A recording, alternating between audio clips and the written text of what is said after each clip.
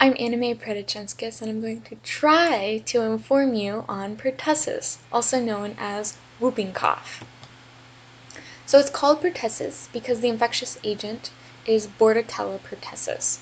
It's a gram-negative bacteria, and it produces multiple antigenic and biologically active products, such as the pertussis toxins, filamentous hemagglutinin, or agglutinogens.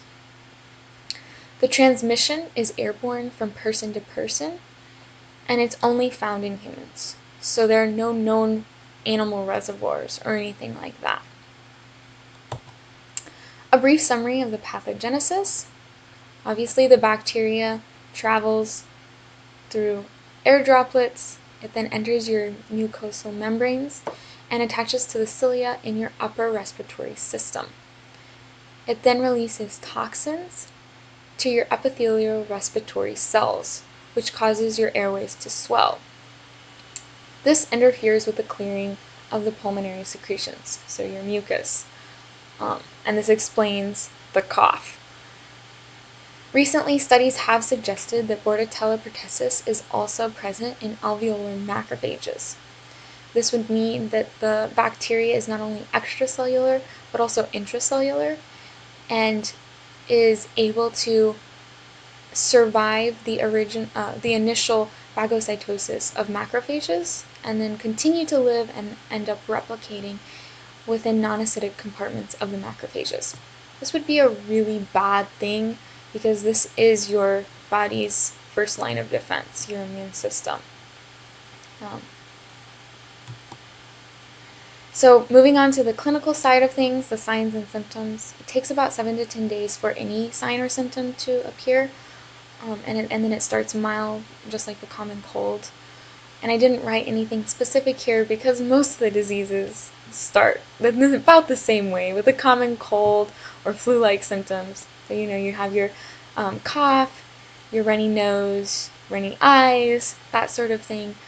But the point at which it kind of takes its own turn and is pertussis, whooping cough, is after 1 to 2 weeks, when a thick mucus accumulates in the lungs and it causes an uncontrollable coughing. So you see in this picture up here of the x-ray, the inflammation of the lungs and the buildup of mucus. And it's at this point that pertussis can become more severe, more serious, and end up potentially being fatal. So this can cause this coughing fit can cause vomiting, can cause you to become red or blue in the face, extreme fatigue, and then it will end with the characteristic whoop sound when intaking air. So after you've gone through a coughing fit, you're just trying to suck in a breath of air before the next one, and it ends up sounding like that whoop. Not everybody has this, but it is common enough that it's named after the whoop. And you're contagious up to 2 weeks after the cough begins. So some treatment, there are antibiotics. This would just shorten the time of being contagious.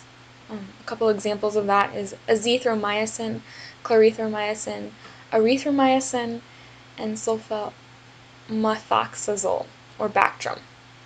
For some of you, these might be somewhat familiar, and for others, they're just really strange, hard to pronounce names you don't need to know, because your doctor will tell you if you need to take one of them. Also, there are vaccines. The original DTaP, which is given in a series of 5 doses at 2, 4, 6, and 18 months, and then the last one at 4 to 6 years old. This is a deactivated vaccine that provides immunity for diphtheria, tetanus, and pertussis all at the same time. But it does not provide lifelong immunity, so it is recommended that you get the booster, the Tdap, and this goes along with your 10-year tetanus and diphtheria shot. An interesting fact is that it is highly recommended that pregnant women get the Tdap booster, in their 3rd trimester for every single pregnancy. So regardless of whether the mother has been sick or is sick, or how many times she's gotten the booster. This is specifically to provide immunity for each individual child before they enter the world of germs. Interesting fact there. And then some stats. So in the United States, it is endemic. The last peak year was 2012 with about 48,000 cases. It's a national notifiable disease. I just put this in because I ran across this concept recently and found it kind of staggering that there are some diseases that are not nationally notifiable, but whooping cough is.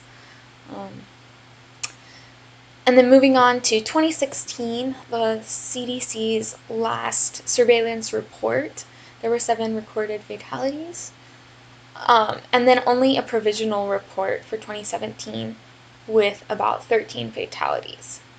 Interesting here is that in 2016, of the 7 deaths, 6 of those were in patients under the age of 1, versus in 2017, 9 of the deaths were in patients above the age of 1. So this just goes to show that while we do focus in that 0 to 1 age range for whooping cough, it can affect everybody from your really little ones to teens to adults onto even the elderly, and can lead to death in some cases. So just to be aware of that. And then you have the graph over here showing the rise of cases in the early 1900s before the vaccine was entered into the mainstream society, and then a pretty steady increase or decrease at that point. Sorry.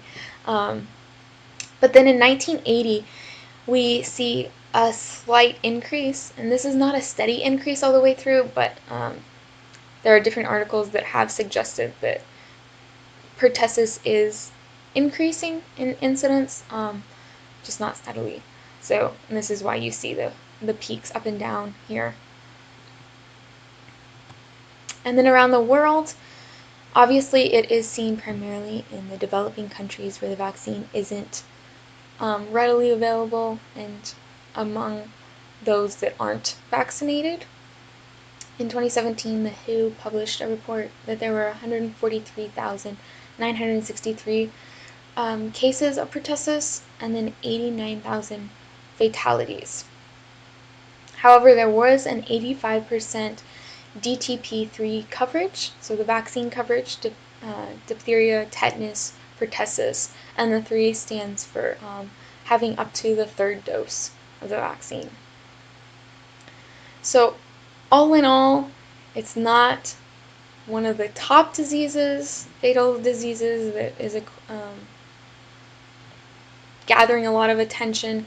Neither is it one that is close to eradication, but it is definitely one that you need to be aware of and watch out for.